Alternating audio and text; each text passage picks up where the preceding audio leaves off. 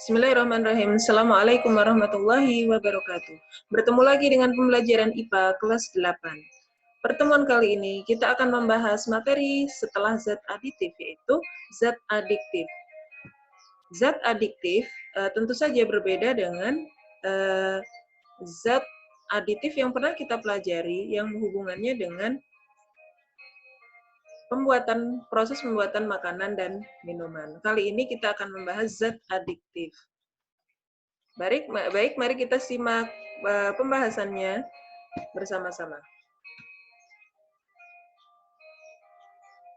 Ya, zat adiktif merupakan zat yang apabila digunakan akan dapat menimbulkan efek ketergantungan dan ketagihan. Tujuan pembelajaran kali ini adalah yang pertama, mengetahui jenis-jenis zat adiktif di sekitar kita. Yang kedua, mengetahui dampak penggunaan zat adiktif bagi kesehatan. Dan yang ketiga, mengetahui upaya pencegahan diri dari bahaya narkoba dan sejenisnya. Kita masuk pada pembahasan. Penggolongan zat adiktif. Zat adiktif pada dasarnya digolongkan menjadi 3. Yang pertama, jenis narkotika. Jadi narkotika ini zat atau obat yang berasal dari tumbuh-tumbuhan yang dapat menyebabkan penurunan kesadaran, kemudian menghilangkan rasa nyeri, dan menyebabkan ketergantungan bagi penggunanya. Digunakan dalam bidang kedokteran harus disertai dengan pengawasan dokter, dan apabila digunakan tanpa pengawasan dokter atau dengan kata lain disalahgunakan, maka merupakan suatu pelanggaran hukum, ya, penyalahgunaan obat namanya, ya. Kita lanjutkan. Nah, penggolongan narkotika, jenis pertama tadi narkotika, tapi narkotika masih digolongkan kembali menjadi 3 ya. Narkotika jenis 1 atau golongan 1 itu yang mempunyai potensi sangat tinggi ketergantungannya, sehingga tidak digunakan untuk terapi. Contohnya heroin, kokain, dan ganja. Kemudian narkotika jenis kedua juga sama berpotensi tinggi dalam menyebabkan ketergantungan, tetapi digunakan pada terapi sebagai pilihan terakhir. Jadi ketika tidak ada lagi pilihan, maka narkotika jenis kedua ini yang akan digunakan. Contohnya morfin dan pertidin. Kemudian narkotika golongan ketiga berpotensi ringan menyebabkan ketergantungan dan banyak digunakan dalam terapi atau pengobatan. Contohnya adalah kokain. Itu ya penggolongan narkotika. Kita lanjutkan dengan ini tadi ya, masih ya, contoh-contoh narkotika nih. Golongan 1, 2, dan 3. Untuk golongan 1, ini contoh tanaman prepever, opium, heroin, putau, itu termasuk golongan 1 ya. Golongan 1 itu tadi sangat tidak dianjurkan untuk digunakan. Ya, jadi hanya digunakan dalam bidang ilmu pengetahuan dan teknologi, tidak untuk dikonsumsi.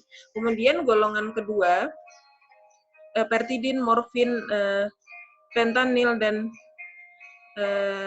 metadon itu digunakan pilihan yang terakhir ya. Kemudian golongan ketiga ini bisa digunakan tetapi dengan resep atau pengawasan dokter. Itu penggolongan narkotika. Jadi pada dasarnya narkotika itu digunakan dalam bidang kesehatan dan kedokterannya, tidak digunakan untuk selain itu. Yang kedua, penggolongan zat adiktif yang kedua adalah psikotropika. Apa itu psikotropika? Jadi obat yang berkhasiat proaktif yang mempengaruhi mental dan perilaku seseorang. Penggunaannya harus dengan resep dokter. Sekali lagi, mempengaruhi mental dan perilaku seseorang.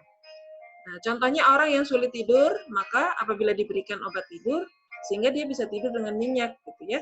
Jadi kemudian ada juga orang yang memiliki jadwal yang berlebihan ya, sehingga dia digunakan untuk mengurangi kelelahan, gitu ya, mengurangi nafsu makan dan penurunan berat badan. Itu dasarnya psikotropika digunakan.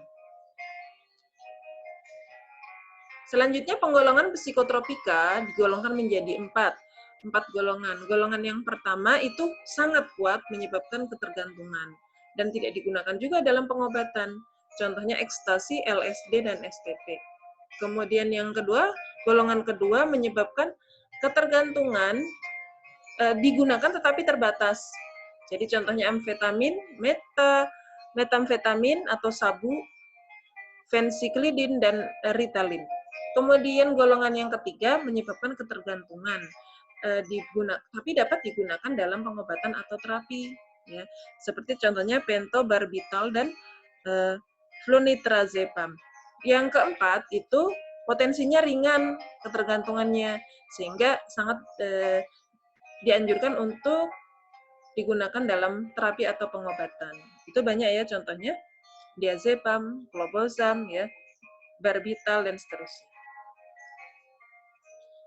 Yang penggolongan ketiga zat aditif itu zat psikoaktif lainnya. Zat psikoaktif lainnya atau itu zat atau bahan lain selain narkotika dan psikotropika yang mempengaruhi kerja otak.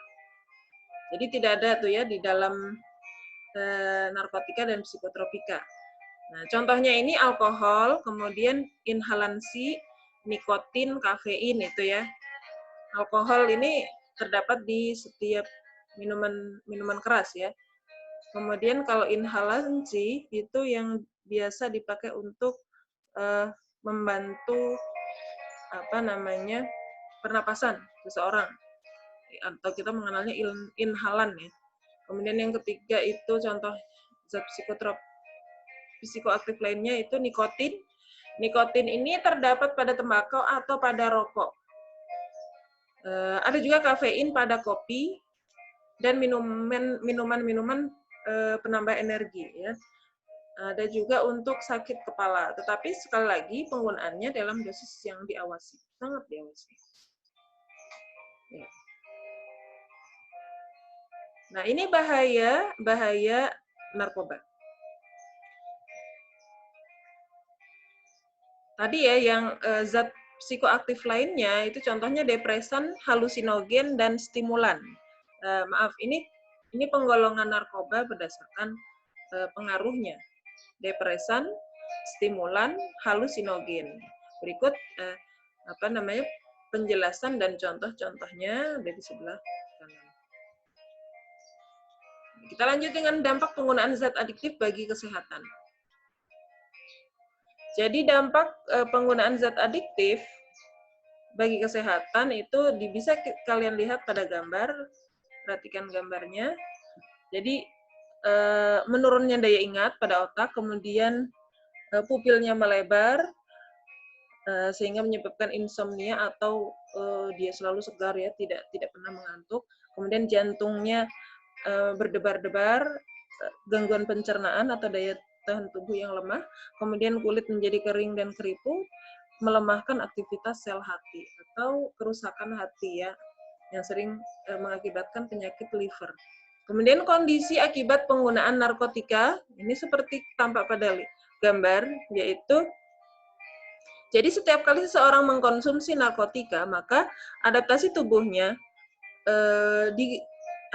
dibutuhkan dosis yang semakin meningkat. Jadi kalau hari ini 1 gram, maka besok dia tidak cukup dengan 1 gram, meningkat jadi 3 gram, 5 gram, seterusnya akan selalu meningkat.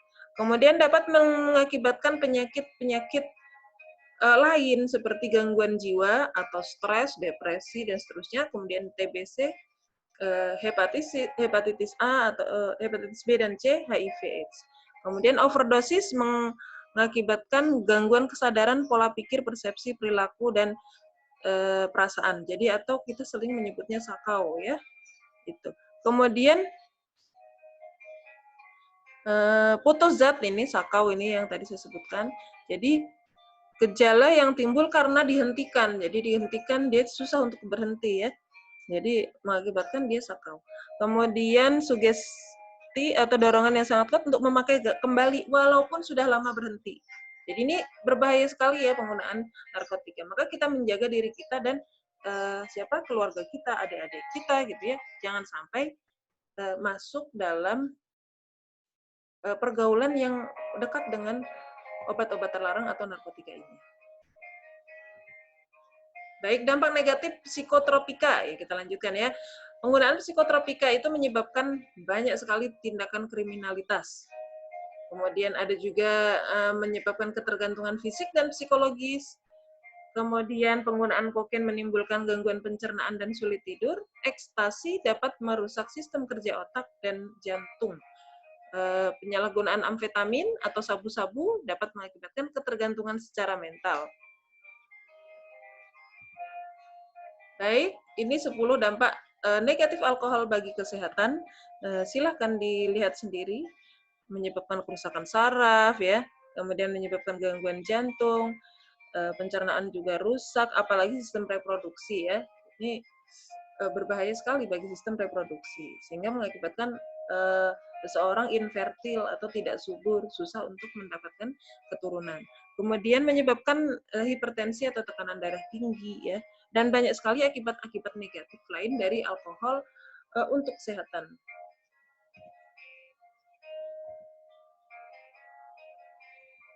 Ya, sekarang kita lanjut pada upaya pencegahan diri dari bahaya narkoba. Kita ini ya, mudah-mudahan semuanya anak-anak semua, kita semua, teman-teman kita terhindar dari bahaya narkoba ini. Nah, bagaimana cara mencegahnya? Yang pertama adalah mengenal atau menilai diri sendiri, bahwa kita ini sebenarnya punya loh kemampuan gitu ya. Jadi nggak boleh minder, tidak boleh apa ya, kayaknya rendah diri gitu di depan orang ya. Kemudian meningkatkan harga diri, tadi sama ya. Jadi kita ini punya kemampuan loh gitu ya. Kita juga tidak usah misalkan minder sehingga harus mengkonsumsi hal-hal lain sehingga menjadi orang yang lebih berani atau lebih keren gitu, tidak ya. Kemudian yang kedua, meningkatkan rasa percaya diri, terampil dalam mengatasi masalah. Jadi kalau ada masalah, silakan dikomunikasikan dengan keluarga, dengan teman, gitu ya. Jangan disimpan sendiri sehingga nanti bisa stres, depresi, seperti itu ya. Kemudian memilih pergaulan yang baik, ini sudah sangat jelas. Pergaulan yang buruk, pergaulan yang bebas itu sangat dekat dengan narkoba. Jadi mereka memang jauh dari keimanan sehingga mudah sekali kalau ditawari narkoba itu, apalagi di jalanan itu banyak ya. Kemudian terampil menjadi agen pencegahan penyalahgunaan narkoba. Kalau kita sendiri menjadi orang yang agen perubahan pencegahan seseorang dari narkoba, maka kita akan terhindar dari itu.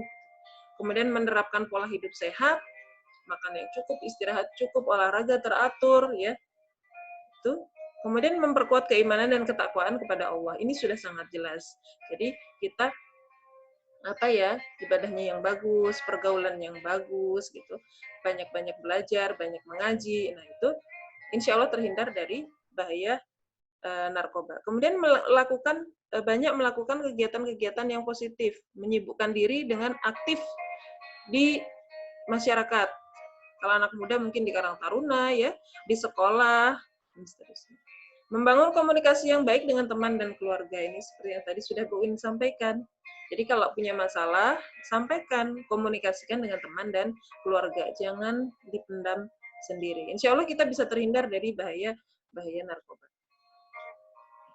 Ya, baik, itu tadi pembahasan kita tentang zat adiktif dan apa pengaruhnya bagi kesehatan serta dampak buruk bagi kesehatan tubuh kita serta upaya-upaya pencegahan. Mudah-mudahan setelah membahas materi ini kalian bisa mengetahui apa itu bahaya zat-zat adiktif dan bagaimana upaya pencegahannya. Mudah-mudahan kita semua terhindar dari pengaruh buruk narkotika dan sejenisnya.